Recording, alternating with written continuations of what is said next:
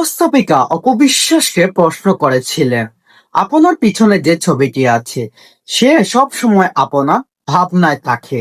আপনি সব সময় তাকে নিয়ে ভাবেন। আপনি তাকে কিছুতেই বলতে পারেন না। বলুন তো সে কে নায়িকা? জবাবে অপবিশ্বাস বললেন, ওই মহিলা। একটু পরেই অপবিশ্বাস বললেন, সরি বুবলি, আসলে বয়স্ক মহিলার মতো কাকে লাগে? আনোয়ারা হুসাইন একটা কথা বলেছিলেন, যদি অপবিশ্বাস নিজের চেহারা আয়নায় দেখতেন তাহলে বুঝতে পারতেন বয়স্ক কাকে লাগে। নিজের ফিগার, কেরিয়ার ও সব হারিয়ে এখন অগুছালো এলোমেলো দিন কাটাচ্ছেন অপবিশ্বাস। তাই মানুষকে অসম্মান করে কথা বলতে দ্বিধাবোধ করেন না। আসলে শিক্ষিত ও ভালো মানুষের মধ্যে পার্থক্যটাই আলাদা।